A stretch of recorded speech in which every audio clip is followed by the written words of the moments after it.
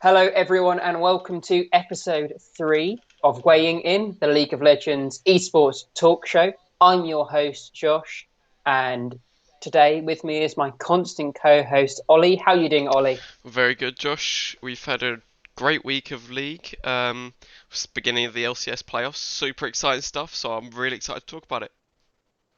And yes, we have some extraordinarily exciting games to talk about today. Like you said, we've got the first round of the LCS playoffs to discuss. Then in the middle of the show, we'll be giving you a preview of EU Masters, which starts today as we record this. And we'll be giving you some players to keep your eyes out when you're watching the play-ins stage. And then we'll round out the show by talking about the penultimate week of the LCK and some of the very interesting picks and drafts that have been coming out from over there. Indeed.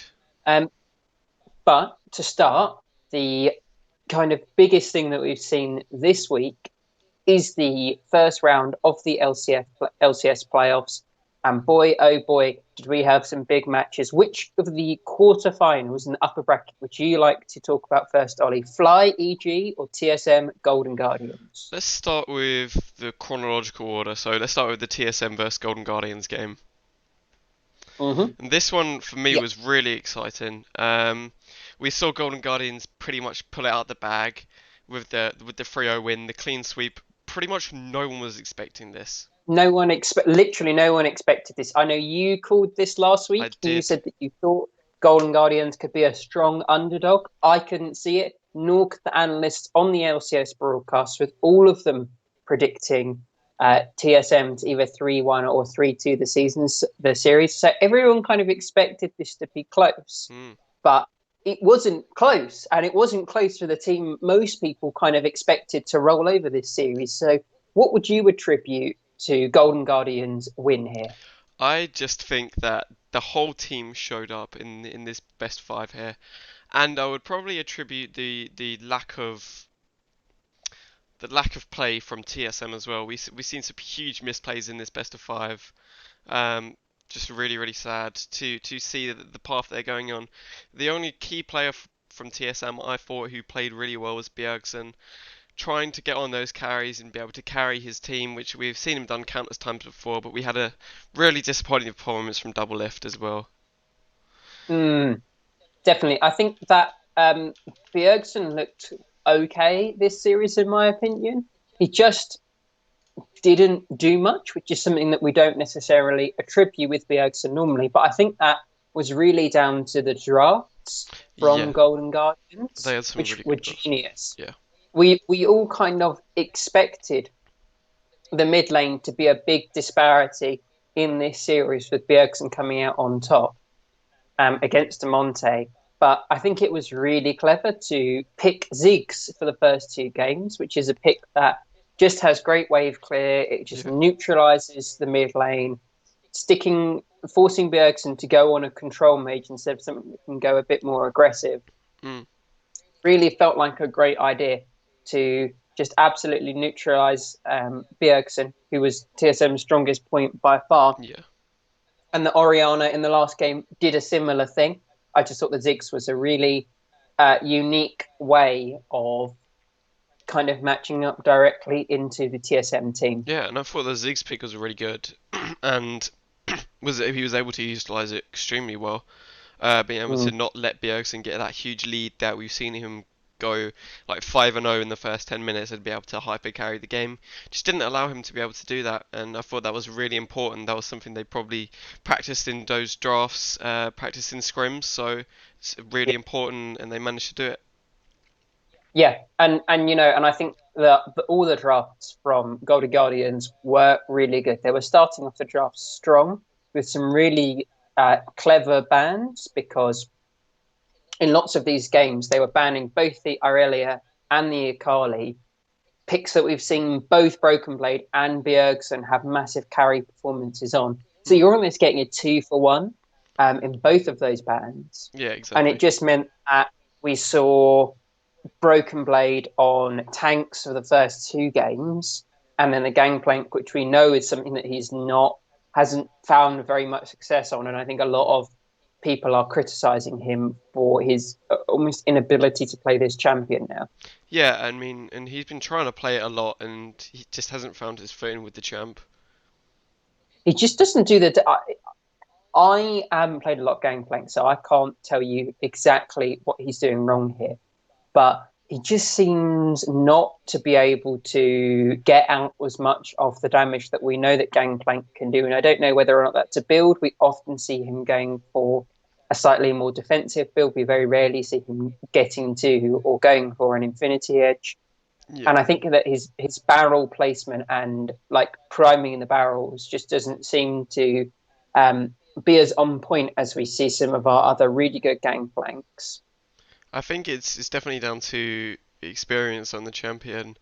Um, you have to play Gangplank for a long amount of time to be able to know the right build to go for in certain situations, and to know those barrel placements and ult timings, etc. And the Mm. time to use your W, you got to save that because it's pretty much a free escape in any situation. So you just have to. It's all about timing with Gangplank, I feel, and it just feels like Broken Blade didn't really utilize it very well. It can be really good, Mm. I think, but just didn't show up here. The man who did utilize his champions to their fullest effect has to be FBI in this series. He Yes. looked amazing. Now, admittedly, Double Lift looked a little bit weak, but Yeah. I think that was, made a lot worse by just how well FBI was playing, winning the lane every single time. Yeah, without a doubt. He looked like probably one of the best ADCs in the LCS at the moment, in my opinion. He played really well in this Easily. series. Um, really good drafting as well. And yeah, granted, Double Lift underperformed, but that's because FBI played well. Yeah, and double. I mean, sorry, FBI won both sides of the matchup. The only two AD carries that were played in this best of five were Ash and Caitlyn, Yeah, and FBI had Ash the first two games and beat Double Lift's Caitlyn, and then Double Lift took the Ash away. FBI picked the Caitlyn and won that matchup again. So it's clear that it wasn't just that Ash is so good exactly. into Caitlyn, which I don't even think it is. I think it was simply that FBI, this young rookie coming over as an import from Oceania to the LCS, was smacking Double Lift in this series. Yeah, he just played better, and his Ash was really, really, really good. Yeah, the ult usage was perfect. He just kept picking out members of TSM. Yeah, exactly. And you can't fault him for that. But someone you can Mm. fault in this series, I think, has to be Double Lift. Just with his performance from TSM, with the amount of misplays he made in this series, I just don't know what went wrong here. He just seems like an absolute non-factor at the moment for this team, and that's really disappointing. Mm, I agree, and the one big misplay that everyone's been talking about was the teleport back to lane without buying items, which is the Yeah, second time that's happened this split. It's just like it's a really really rookie error. It just shouldn't be happening, especially in the playoffs it of the just seems, LCS. uh, you know, I get that is quite a serious misplay. It's something that you should never let happen, especially for a player of Double Lift standing and Yeah. caliber. But for me, that's not what worries me most, because now he's never going to make that mistake again. That's the truth Well, of we it. said that The after the first community, time he did it. but this time in the playoffs, I'm sure the team has talked about it a lot. The community's blamed him enough. Yeah. He will remember. It's very unlikely that we see that again, especially at such a pivotal moment where he could have got a BF sword, which is such a humongous power spike Yes. in the laning phase.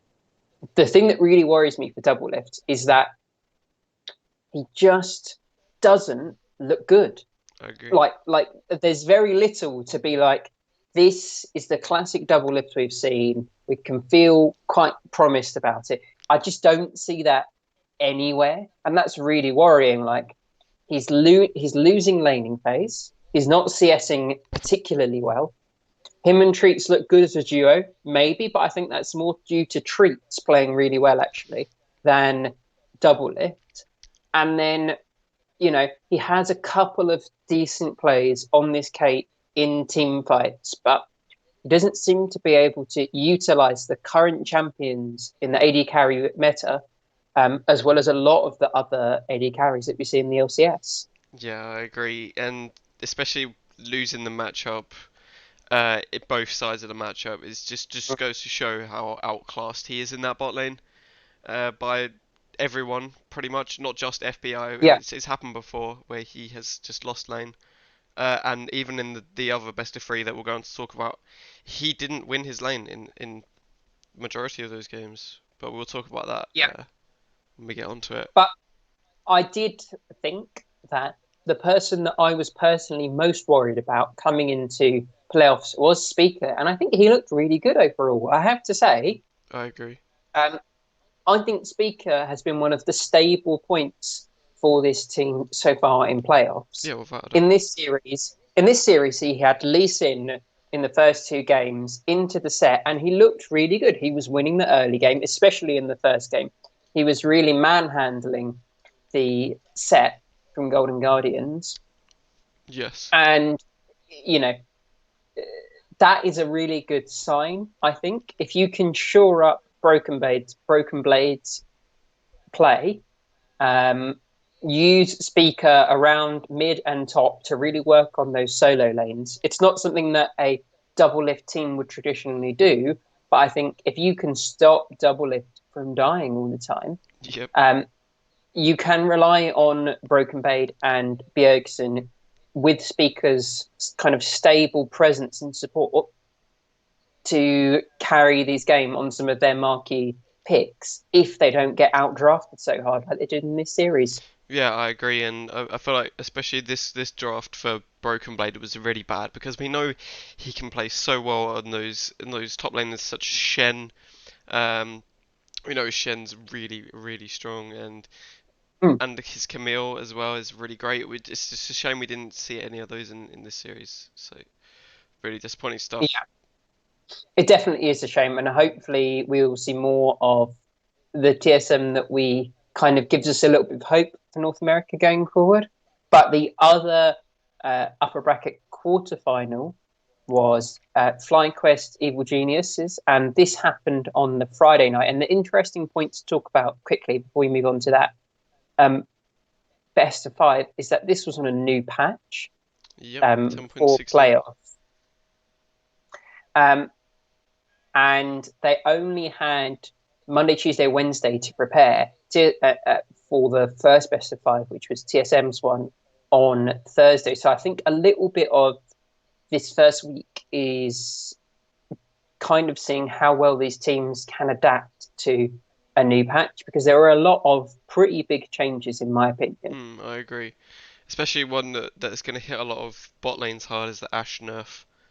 Yeah. It's pretty big for pro play. I think her Q slowing or extra attack speed is down from 60% to 40%, which is actually Mm. really huge because we obviously always see Ashe in those big team fights just raining down shots on people and slowing them so hard and them not being able to move.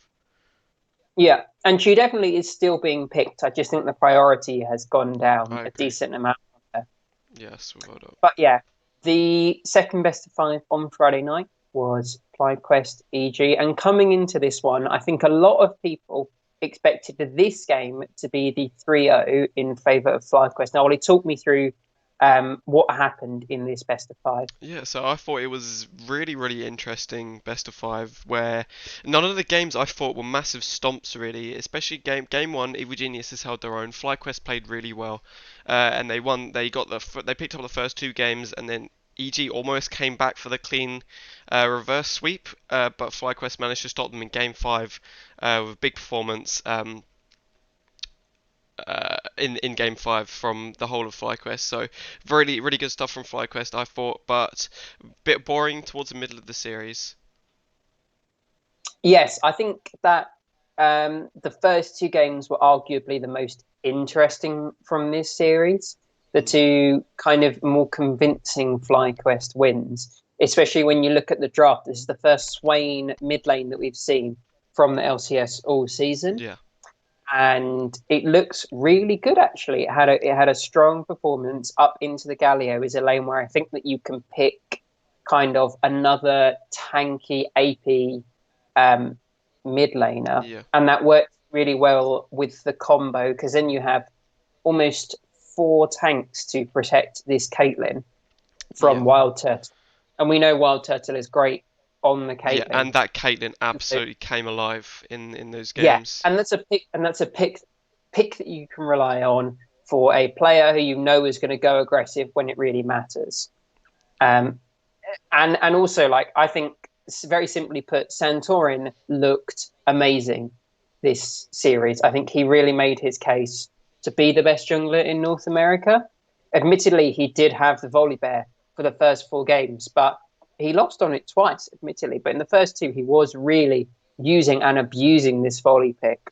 And then he was a big reason on the Graves why they were able to close out game number 5 and not allow that reverse sweep to go all the way because, they had such good objective control. And I think a lot of that is due to Santorin. They picked up all four dragons, both Rift Heralds and the Baron. Yeah, I agree, and you can't discount solo for game five as well with the a Yes, big player run dragon. Um, it almost looked like EG forgot that Mordekaiser had an ultimate like that, yeah, you know, and because they just allowed Solo to walk in there, yeah, ult Sven Skaren, and the and then they had nothing, and then they had nothing, the, su- the no chance of getting that soul. exactly, and the super disappointing thing is that we didn't see we didn't see Sven Skaren or pretty much anyone pick up a QSS there, which can pretty much completely deny that Mordekaiser ult. Yeah, If he I mean, ults no you one, as soon as you press it, bang, you're out of the ult. no one on the side of EG had it actually. And they didn't even have a cleanse. They Yeah, both Bang and Golden Glue had chosen to run teleport. So admittedly, they did have triple TP, which is a nice thing. teleport Um, advantage. it would have been really nice to see Bang pick up a cleanse instead of that teleport because they already had a teleport advantage in mid because you don't expect Power of Evil on the Cogmore to ever be picking up a TP, really. He probably wants double defensive summoners. Yeah, or just a QSS from Bang to deny those Mordekaiser ults. Yeah, or one from Svenskeren. Yeah, I think the most egregious one, weirdly enough, isn't from the carries. I think it is from Sven. You've got to think coming up to that exactly. Dragon Soul fight, you kind of know what they want to do. Yeah, It is pretty clear that they want to set up around the Soul. They want to get the Cogmore and the Senna, these kind of artillery carries, into a good position, and then if you try and contest it, they're going to use the Mortar on your jungler, exactly. and then just try and secure the Infernal Soul, which was absolutely amazing for this team, Mm, mind you. Considering you have almost three AD carries plus a high damage top laner, you know the Graves, the Cogmore, and the Senna are going to use this Infernal Soul absolutely amazingly, and so kind of not buying a QSS just to get that dragon. It seems like a bad decision for me. right, I agree, and it's something that A doesn't even cost that much gold. That point in the game is like just over a Mm. thousand gold, and Yeah, I it pretty mean, much would have secured them at least more time in this game, and it's a yeah, very obvious thing that they should have been able to see. and he had the opportunity to go back and get that because just before the last dragon, he picked up the Yeah, Aegis of the Legion instead of the QSS, and that's I don't know if that's a conscious decision or if he just went on autopilot. But regardless of what it was, I think that EG could have bought themselves a lot more time to really get online with some of their picks. yeah, without a doubt, and I imagine it probably was just an autopilot thing to buy that Yeah, and not properly thinking about it, which again shows the shows the difference between these two teams. yeah, and yeah, no, I think that FlyQuest in games 3 and 4 really showed some of their weaknesses Yeah, being drawn out into the late game, but I think that this is still a really strong team, and I think they have a lot of learning points to take away from this series.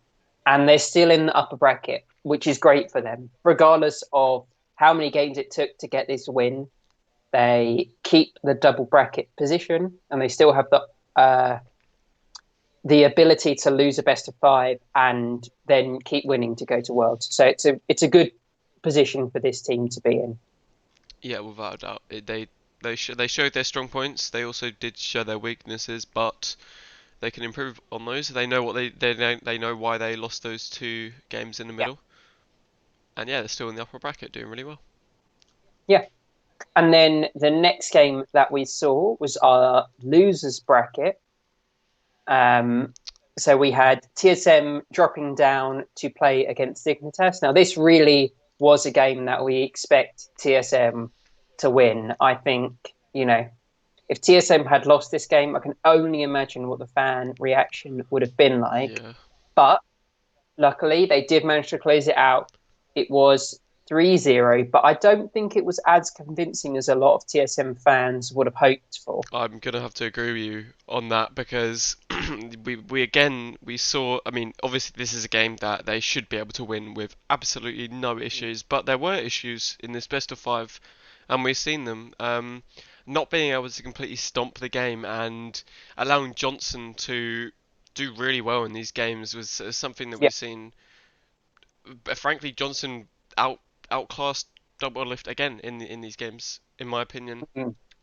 Johnson looked great, Yeah, in my opinion. He was let down a little bit by Aframu, which I I think agree. is a shame because with a different support, I think that he could have really challenged to win most of these lanes.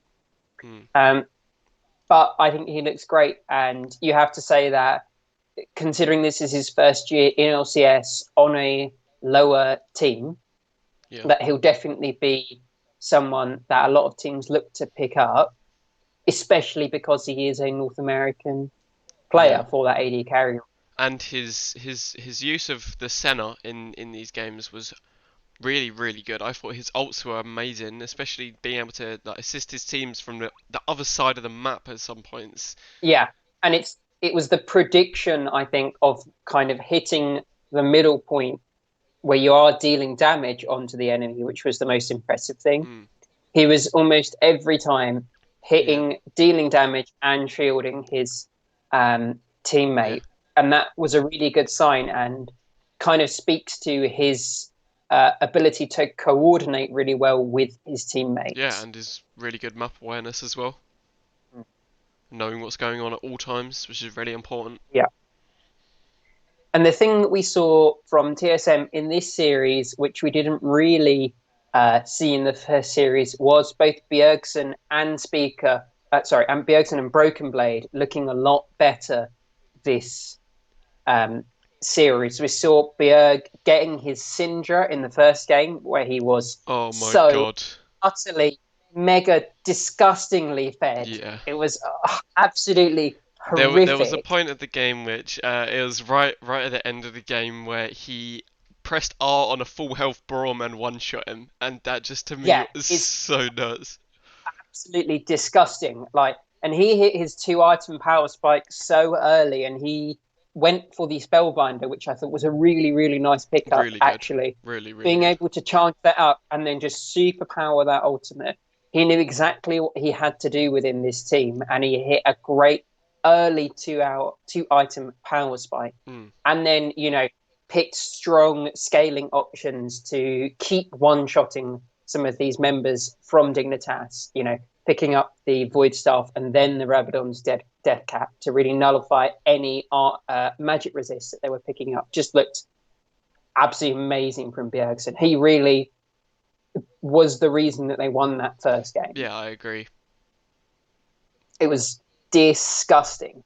It Mm. really was. It was. And the other thing that we saw him on TF, which was great, really putting a lot of pressure into that top lane through Broken Blade on the Camille. And this is a style that I would really like to see TSM play more of, if I'm Mm. honest. I really liked Um, Broken Blade's Camille in that game as well.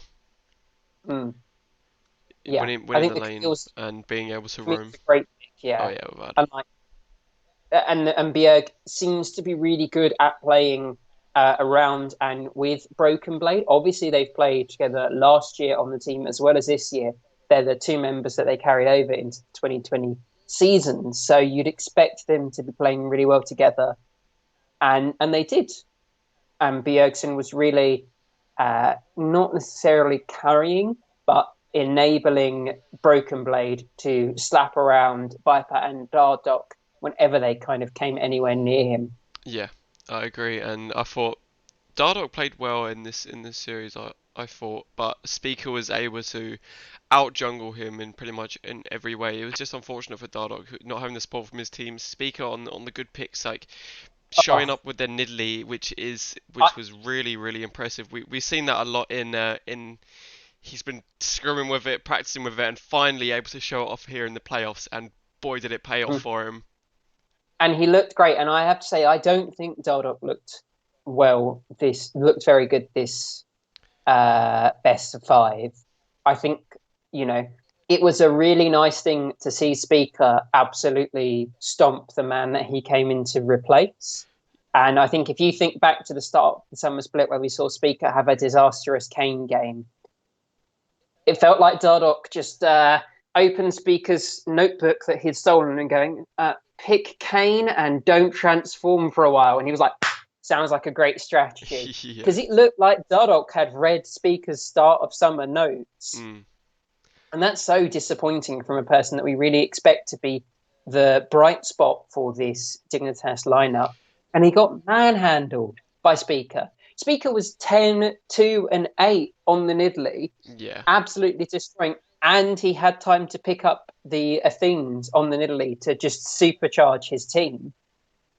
Yeah, I agree. I mean, obviously, Speaker outplayed him, but Mm. I think especially in game one, his Olaf could have came online like so much earlier if his team would have been able to give him the support. Like game one was super disappointing from everyone, including Viper on the Renekton. The only person who really showed up here, in my opinion, was Johnson, and Viper just Yeah, got shut down and I think Viper is one of the worst, if not the worst, top laner in the LCS at the moment. yeah, I'd agree. I would actually agree with that. You know, he's you pick these early Renekton for him, and Broken Blade just answered twice with the Shen Yeah, I and can imagine. won the lane and had more of an impact on the team fights. And then you go, shit, okay, now we have to pick Viper a tank so he doesn't die as much. And then you go right into Broken Blade's hands, and he picks a Camille. He has a free lane phase, Mm. and something. And yeah, admittedly, I think we saw Broken Blade in that series overextend a little bit against the Ornn and die on Camille. But even so, he was so far ahead at that point, it didn't really matter too much. But once we kind of clean up those things for TSM, I think they definitely could be looking to make a run through this lower bracket. Yeah, I agree. Yeah, they just need to clear up their issues. Like you said, Viper really got abused in this series by Broken Blade in lane, just getting absolutely shut down and outclassed. And I can imagine his team were just in that third game saying, "Please, just anything apart from Renekton." Yeah. Um, and I think, you know, in the first best of five that we saw from TSM, we were a little bit confused as to why we saw Bjerg not on a carry. We saw him on the set in that last game against Golden Guardians, and there wasn't really any promise from that game. But seeing Bjergsen able to flex that set into mid lane and have Speaker have such an amazing game on the Nidalee unlocks a lot of potential, I think, in drafting to have a supportive mid laner and a carry jungler instead, because we've seen now that Speaker can do it if he's set up well. Yeah, exactly. And that nearly came online for him so well. And I'm sure it's something we'll be seeing more from TSM, which is really exciting. Yeah, definitely. And the last series this week was EG against 100 Thieves. And although this was a 3-0 in favour of EG, I think it was a lot closer um, than that scoreline necessarily suggests. The second game went to 47 minutes. Yeah. It was so close. It really was quite a back and forth game, and we really saw 100 some promise for 100 Thieves. I think, in my opinion. Yeah, I agree, and I feel like they're gonna have a probably a good season next Mm. season, especially with some of their players being first time seasons in the LCS, like Poom, although he played pretty poor in this best of five, it was his first best of five. Which So it's a shame that he had to play that first best of five against a team that was arguably better from the lower bracket. yeah, Once this guy gets some more experience, I think that he will do well. But like you say, he really was not performing very well in this series. no, I agree. And picking the Tarm Kench game one and just having nothing there at all, just absolutely nothing, just getting completely destroyed in that first game, and then the counter pick, Tom Kent, just showing him how it was done in the second game, with EG picking up the Tom in game two and just absolutely showing Poom how it should be done. Mm-hmm. And it's a shame that we say goodbye to Sunday so early because he is arguably the best top laner right now in Yeah, the LCS. But I think he's just let down a lot by his teammates, and so hopefully they can create a team for next season that allows him to really shine and have some of the carry performances which we know he can through his tenured career in both the LCK and LCS. yeah, I agree. I think Sunday was just extremely let down by his team, especially Contracts. Although we know Contracts is a good jungler, can show up, but this series just didn't, and that's super disappointing for Sunday. I can imagine he was not very happy with this series. Yeah, I definitely would not have liked to have been in the team house after this series. I No, think it would have been a very difficult situation for some of the more tenured players on this lineup. yeah. But on the other hand, we did see some absolutely monstrous carry performances from the summer 2019 MVP of Sven Skeren. Oh Looks yeah. absolutely amazing on the Graves every game. 100 Thieves didn't ban it, didn't pick it. They just said, "Yeah, you can have it," Yeah, and and Sven dumpstered on it. and you've got to be questioning why after the first game going 7-0 on that Graves, why they didn't ban it in game two. You have to question why they I mean, didn't do that. even in game three, man, he was 16, 4, and 9 at the end of game two. Yeah. You just have to question why Yeah, they didn't ban it at least once, because we know he's played it before and he's always shown up on it. yeah, It's just super and he weird was decision making. a real bright spot for this team, and that's a really good thing actually, because now we've seen that Golden Glue is looking a lot better, playing better around his team. We've seen him on some variety of picks. He's not just playing the control mages. He did bring the Orianna out in the first game, but then he had a TF game and a Zoe game, and I think he looked pretty good on all of them. And those are the kind of three different styles of champions. You've got your control mage, your split pusher, and then your like poke champion from the Zoe. And Hooney is looking good. We saw him bringing out some unique picks. The Hecarim top looked pretty good in my opinion, and it's something that I don't know if a lot of top laners have experience playing against, especially when he feels able to take ignite and teleport. I think he really can kind of open up these top lanes.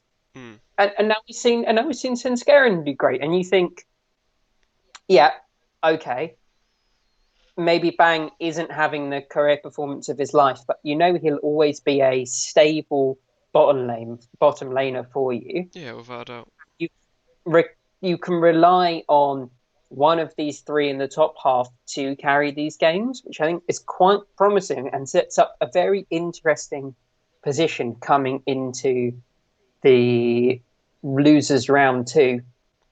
Yeah, and I think just to finish up on this game, 100 Thieves, I feel like it is super disappointing stuff again. I feel like on game two they were really close to winning it, but had a little choke towards the end. I feel like if they won that game, they could have been able to carry them forward into maybe taking the series, or at least having a 3-1 or a 3-2. Yeah, and I think that would have felt a lot better because although the games were close, a 3-0 feels bad, Yeah, without a doubt. regardless of how the games were. And we know we've seen well, I don't know if you've seen, but a lot of the managers, like the owner of 100 Thieves, Nate Shaw, is like super disappointed in the team, and Sunday himself is really disappointed. We've seen a lot of things on Twitter, so it's not looking good for the org at the moment.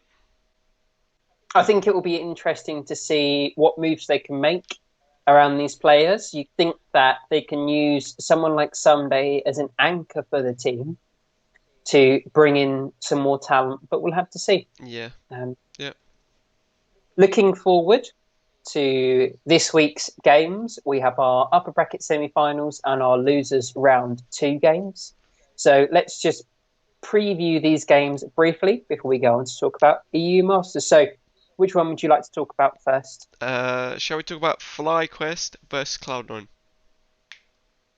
An excellent choice and a very interesting game, I think. And Yeah. this is going to be the first one. So this is going to be a Thursday night matchup. Mm.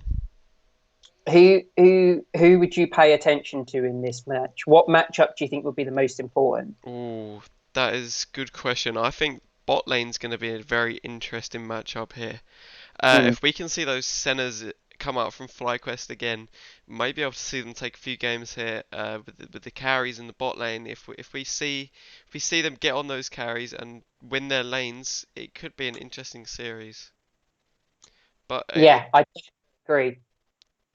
again, I mean, just going by the previous times that these teams have met, Cloud9 have won all their games against FlyQuest this season, so it's going to be really tough for FlyQuest, but they've been doing really well recently, so who says they And can't? Who says they can't?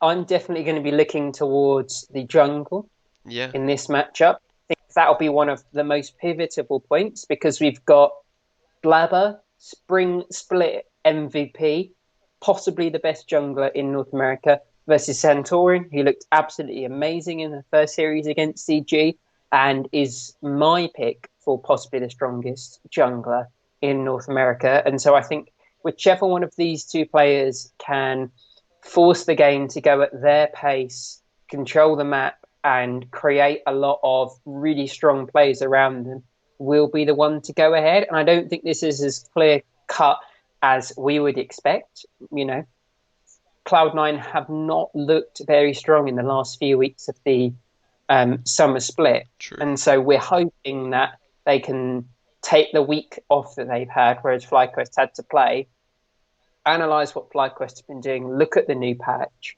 and kind of improve some of the ways that they were really struggling in the last few weeks of the regular season. Yeah, undoubtedly. And what about your predictions then for this game? Um, it really does come down to, in my opinion, um, who has the stronger jungler and which coaching staff will have prepared the best. And I think it's going to be really close either way. I imagine this series going to 5 games, regardless of which team wins. I agree. Um, but I actually will give it to FlyQuest. I think they are on the uptick right now. And I think just simply having one best of 5 under their belt and having more experience on the current patch will give them the momentum against the struggling Cloud9 to take this series. Although, like I said, I think it would be really close, and it wouldn't surprise me if Cloud9 win this. Yeah. And for me, I'm going to have to back Cloud9 for this best of five, although I think it will probably be a 3-2 towards Mm. Cloud9. I feel like they will be able to take it out just because of their history, the history between these two teams and times that they've met, and the fact that Cloud9, although not doing super well recently, have had a really good split. Yeah, they definitely have, and if we can see Cloud9 return to their spring split form and their start of summer form, I really think that they could have a very easy time in this best of five. I just haven't seen them like that for many weeks now, and that's a very worrying sign for me. Yeah, yeah, it is worrying, but we'll see what happens. We'll see what And happens. so that game, Thursday night, Friday night, Team Liquid, Golden Guardians. I think I know which way that you will sway, but who's your favourite for this game? TL will win 3-0. I guarantee it. Whew. I would agree that Team Liquid will win it, but I think it might be closer than that. I think that Golden Guardians came out so strong against TSM, and we saw how close the TSM Team Liquid game in week 9 was. So I really think that Golden Guardians could have an opportunity to take one or two games. I just think that the consistency from Team Liquid will come out for them to win the series. Yeah, and the reason I say 3-0 is because I feel like if Team Liquid win game 1 and game 2, or even just game 1, they'll be able to carry that momentum forward. We've seen them do it in countless best of fives before. So it will We'll be, have to see. yeah. And who would you be watching? What do you think will be the most impactful part of this game? Ooh, that is a good question. I really want to see some carry versus carry on mid lane with Golden Glue. Mm, We know he can play some good players, some good carry champs there in the mid lane. So it'll be really yeah. interesting to see who drafts here, and top lane will be interesting to watch as well. I think And I think you can't ignore the supports in this game not at all. because we've seen Core JJ arguably put up a MVP performance, Yeah, and people have always liked Ignar, although he has struggled more this season. I think he is a perennially great support player, and so it will be very interesting to see how much Core JJ can leverage his current advantage against the side of Golden yeah, Guardians. and the bot lane in this game will arguably have the four best bot laners in the whole of the LCS. It's not. It's not Ignar. Oops. Who It's Huhi, Yeah. It's who is actually performing quite well at the moment. But yeah, sorry. yeah, and like I said, I think those four are probably some of the best in the LCS at the moment, without a doubt. That those four are probably what I would say to take the top four spots for the bot laners, ADCs, and supports of this season. Yeah, no, and it'll be very interesting to see these two rookie AD carries in the form of FBI and Tactical. And you have to put money on FBI winning the bot lane. I think you really do, especially with his performance against Double Lift, although a slumping Double Lift. Yeah, Um, Tactical is not the superstar AD carry for this team, whereas FBI has shown that he can win laning phase and transfer that into winning the game time after time after time. yeah, without a doubt. Um, it will be a very interesting game, whatever happens. But yeah, I feel as if Team Liquid will be able to take it easily. Mm. And so the weekend games will be the losers round, the elimination matches, and we've got TSM and EG waiting. TSM will play the loser of Team Liquid Golden Guardians, so there's a pretty decent chance that we're going to get a TSM Golden Guardians matchup again, the rematch.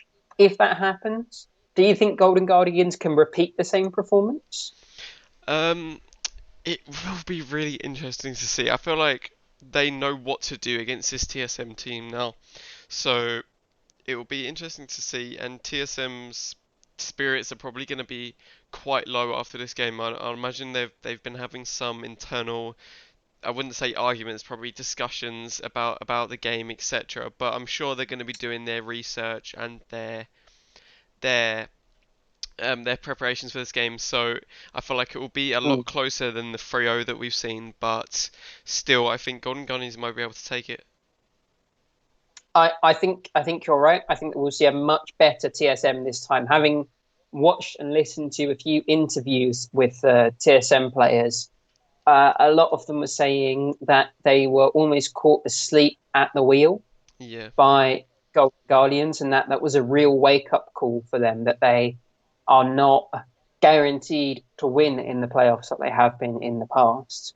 And so hopefully we'll see a much stronger performance. And I think it could be a really, really, really close best of five, actually. And it would be a shame to see either of these teams go out because I think that either of them could be strong enough to go to Worlds for North America. Yeah, without a doubt. And whichever team we see, I think it'll be exciting to see them play at Worlds.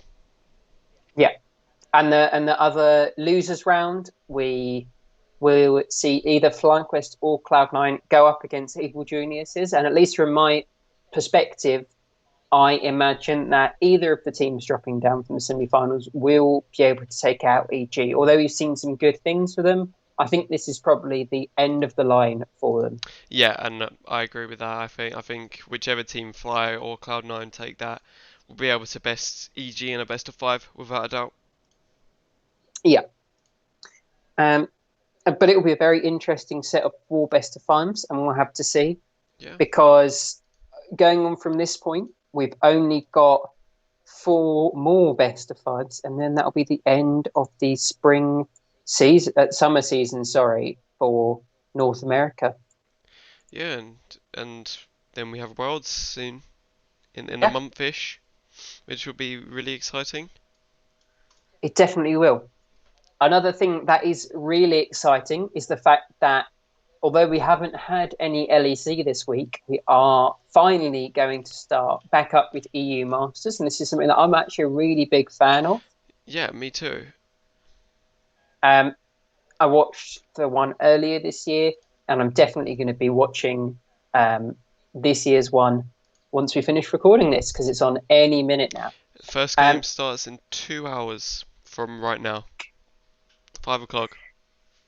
Perfect. And so, for any of you who are not very familiar with the EU Masters, it is a tournament where all of the regional leagues, the country-based leagues for the EU, um, are able to put forward their best teams to compete and give an idea of what teams are looking really strong, what players might be moving up into the LEC. And so this is a really good tournament if you want to watch some still very high level um, European League of Legends Yeah, while scouting some of the players that probably will be making their way into the LEC next year, which you have to imagine is going to happen with how well a team like Mad Lions, made of EU Masters level players, have done in the LEC this year. yeah. So, for example, you have teams such as G2 Arctic, Mm. LDLC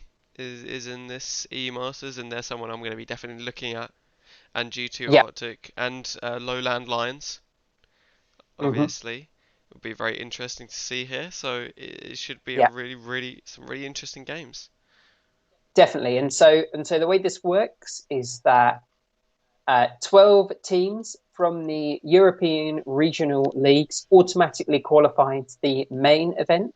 And then there are four spots in the main event that are going to be fought for this week in the play-ins. So the play-ins is the first week, and then the main event starts in the second week.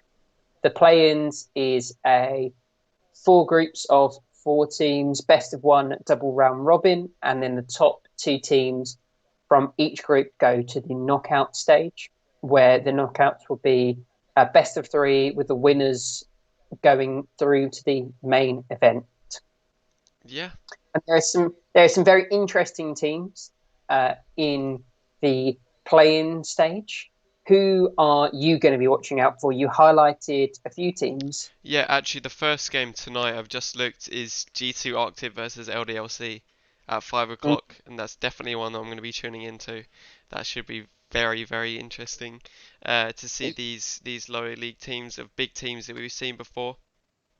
I think LTLC for me is going to be one of the biggest teams to watch. They won the spring edition of EU Masters, and they've got a lot of the same players. They've got TYNX, I don't know how you want to say that, Hmm. as their jungler, who we saw winning EU Masters with them earlier in the year, And they got and Yellowstar on support. he only looks better. And like you say, we've got an experienced player like Yellowstar for them, able to kind of mentor some of these younger players. And we've also got their mid laner, who I think could be a really promising talent who we might see move up to maybe one of the lower LEC teams next year in the form of Vethio. Hmm. Yeah, it looks very, very promising actually, I think, from the EM earlier this year. Yeah, I had to say this Group A looks stacked because you've Yeah, also got another team that I'm very excited for in Crazy yeah, with their superstar top laner Gabbo, yeah, um, who is the kind of quintessential carry top laner, really shining this year on the Irelia as one of his signature picks. And this is someone that that team can really rely on to win games for them, and is arguably already LEC caliber if he can shore up some of his weak spots in the game. yeah. I agree. I agree. He's Um, looked really good recently. and there definitely are some unique junglers in this thing as well. I think the jungle is probably the strongest ball actually from the EU Masters this year because we've also got Rabble for Team Gamer Legion, who is a very unique jungler. And that really is shown by his most played champion of Rengar this year, which is something that we don't really see from anyone else. But he has really been able to use and abuse this pick to push around some of the other junglers in his regional league. And I kind of expect him to come into this tournament with some more unique picks to really throw off the other junglers that he's playing against. Yeah, and I think Rengar, especially in these kind of things like the European Masters, can be extremely strong. So we'll see how he's able to utilize that in this day one. Well, day one's today, day one tomorrow, and then knockout stage on Thursday. Yeah. We'll see who makes it through, and I'm sure we'll come back and talk about that next Monday as well. Mm-hmm. And I think that you have to keep an eye out, finally, for the youngest player, funnily enough, in the EU Masters this year, who is Kazjek. I think I Guys, say so. these guys have some really unusual pronounced names. So hopefully they will start changing their names to things that we can say more easily. And he's playing for another very oddly named team of seven more Pomper team. Yeah, Um, and he's 16 years old, the youngest player in EU Masters, currently not able to play in LEC. But I don't know if you've had a chance to watch any of the highlight reels for this player, but he is insane. He really could be one of the new era of super high talented mechanical EU mid laners. yeah. I've seen a little bit of him, I think. And yeah, he looks like he's got some extremely good mechanics on Yeah, his picks there, and we've seen the team win. Well, at least come top three like a lot recently in their things like the Ultra League playoffs, etc. Um, yeah. and we see And them so do really well. I don't know if he will be able to carry his team to the main event, but it would be really interesting to see how he performs under a little bit more pressure against some international competition. Yeah, I think over the next couple of years, this is definitely a player that you have to look for because I imagine once he is 18, this guy will almost definitely be ready to play in LEC for one of the best teams. yeah, definitely. And how old is he right now? Did you say? 16. 16 years old. So yeah, he's got 2 years before he's allowed to play in the LEC. So he's got so much time to be able to practice. Yeah, he really is a player that, with the amount of talent he currently has, the fact that he has a couple more years to develop means that he really could be one of the best players in Europe by the time he's entering the LEC. Yeah, undoubtedly. And I mean, they've had some good results this year already, um, finishing second and fourth in some international tournaments. So it'd be very interesting to see how this team performs. Yeah, and with that guy, I don't know how to pronounce his name. Um, we've seen him referred to before as baby caps, so Yeah, should be super interesting. He's got a lot of it potential. definitely will be. It definitely will be. And like we said, the play-in section of the EU Masters starts today. Yep. When you're listening to this, it's Monday, with the group stage Monday and Tuesday, and then the knockouts Wednesday and Thursday, I believe. So there'll definitely be some excellent League of Legends if you've been starved for some of the EU content. And don't forget, we still have the LEC playoffs starting, I believe, on Friday. Yeah, I think so. Got to check that now. It's either Thursday or Friday. I can't quite remember. Um, Let me check. but Yeah, got Friday. some, we've got some excellent matches coming up. The first one is the lower bracket match of SK Schalke, and then we'll have G2 Mad and then Rogue Fnatic to close out the week. So it really is a jam-packed week of European matches. The first 4 days being EU Masters, and then three best of fives between arguably some of the best teams in the world at the moment. So this will be a really interesting week of um, European League of Legends, and we'll be covering both EU Masters and the LEC next week. So be prepared for an extra long episode. Indeed. Should be a good one. Definitely will be. And this episode isn't over yet. We've got one more region to talk about, and that's the LCK. Unlike North America and Europe, they are getting ready to complete their um, regular season. Just finished the penultimate week, and we've had some more teams being cut and making playoffs.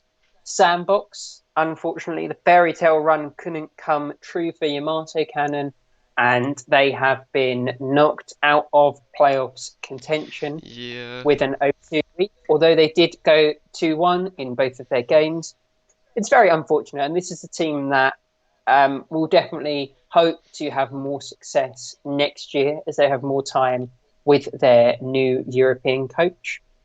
Yeah, and I thought the games were actually pretty close as well. So it wasn't huge stomps in either of these best of threes. So they shouldn't be too Yeah. heartbroken apart from the losing out on playoffs, which is very unfortunate for them. But they showed promise regardless. A team that did stomp their only game of this week was T1. They looked Oh yeah. dominant again against Afrika Freaks, finishing both of their games in half an hour. Very nice and quick, best of three for everyone watching. And it was once again this top side looking absolutely dominant. Connor and Cuz look like one of the best mid top lane, no, jungle top lane duos at the moment. Only maybe after Dumb Gaming, who we'll talk about in just a second. Yeah, I thought Cano played really well in these games Mm. on the Lucian and Renekton, and T1 sticking with closer here. Very interesting, Yeah, I thought. they are. And he looks great. You can't argue with it. The team looks better Yeah, without a with doubt. Closer over Faker. I don't know if the comms are better or if he, is happy to play more different champions, but they just keep picking him Zoe and he keeps doing great. Yeah, And and you can't argue with it. exactly. I don't know if you've seen, but Fake has been what seems like playing a lot more recently. He's been streaming pretty much every day, 12-hour days, practicing a solo queue. So he's definitely motivated to start playing again, I think. That's great to see, and hopefully we'll kind of see him coming in. But I can't complain about the way T1 look currently, if I'm honest. It's a pleasure to see a team play so well through a top lane character. Yeah, and it's a pleasure to see someone other than Faker on T1 for the first time in like 7 years. So Yeah.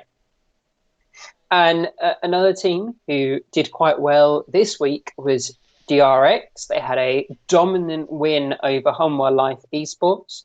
And in this game, we saw two games of Lilia coming out in the jungle Yeah. position, which is very interesting. Piosik, known for his more unique jungle champions, and I wouldn't say the Lilia looked amazing, but definitely was something that he could bring out in the future.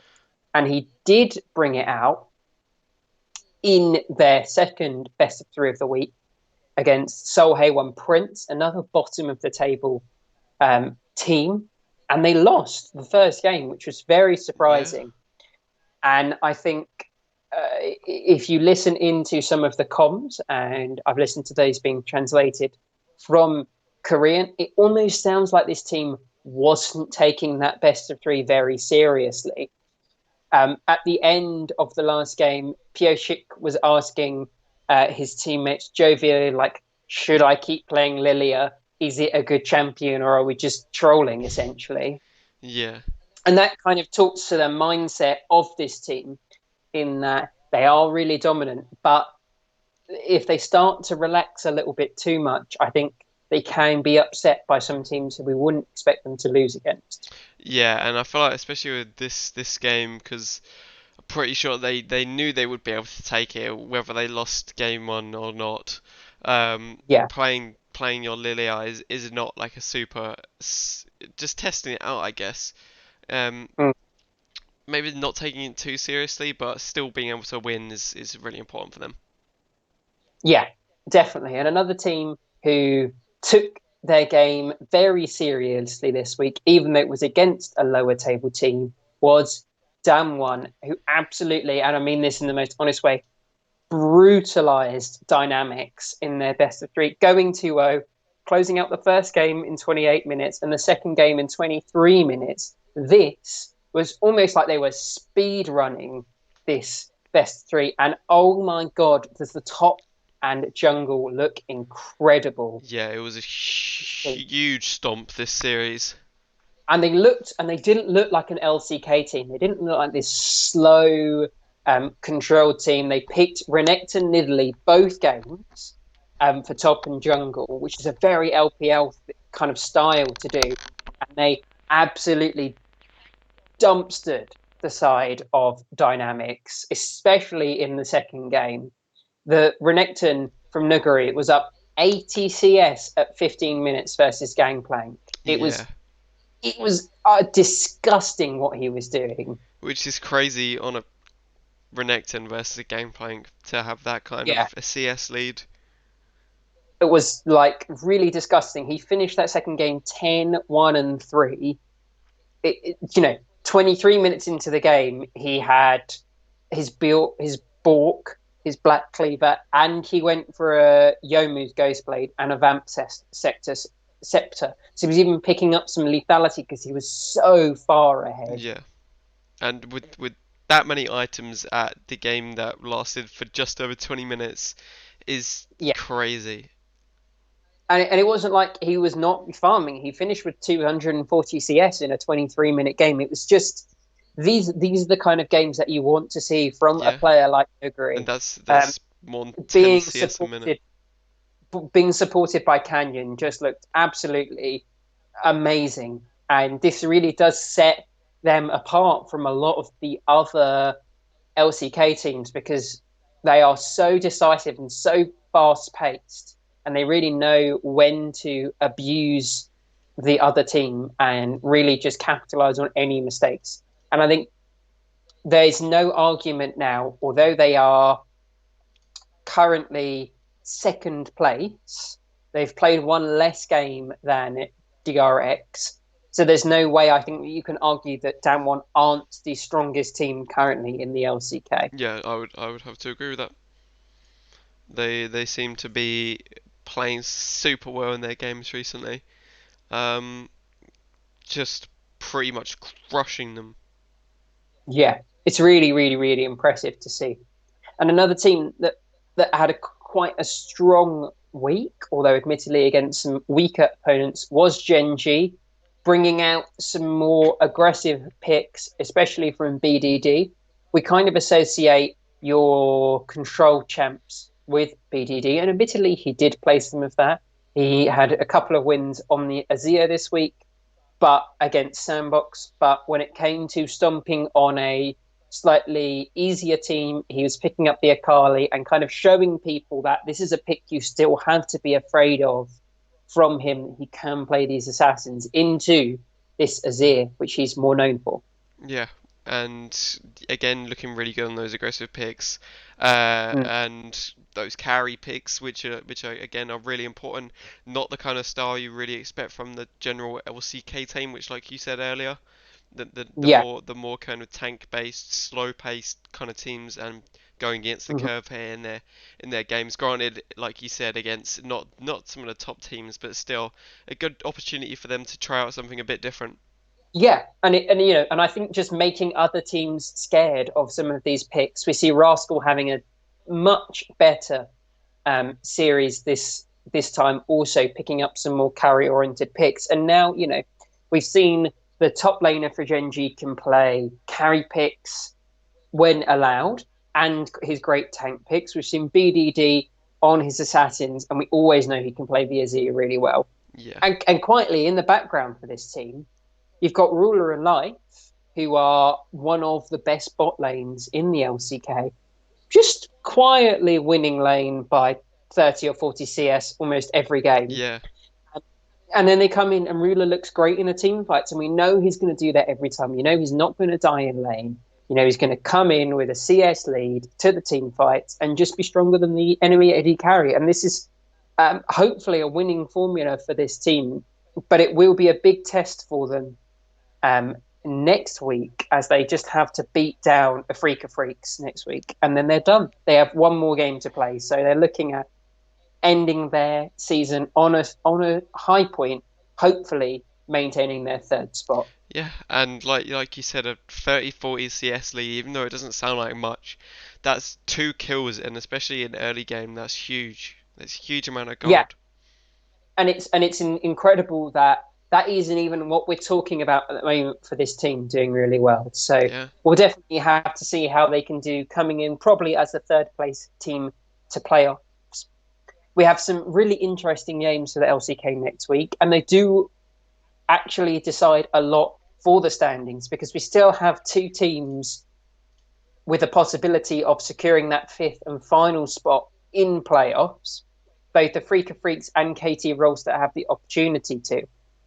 And I think it's going to be a very interesting week, because Afrika play Genji and KT Rolls to play Dunwon, and we expect both of those teams to struggle against those teams, but they play against themselves. They're playing against each other, yeah, sorry. they are. And so if they lose both of those games, KT have to beat not sorry, KT not only have to beat Afrika, but they also have to win their other game against Dunwon to even have the possibility of tying with the Afrika Freaks, as they currently have a 2-game lead. And so as long as Afrika don't stumble um, and have a bad week, it's likely that they are going to be looking at being the fifth and final spot going into playoffs. Yeah, I mean that's not to say that they've got some easy games here. They're playing KT, Mm. which we expect them to win, and then they're playing Genji, which I think will be a really close game.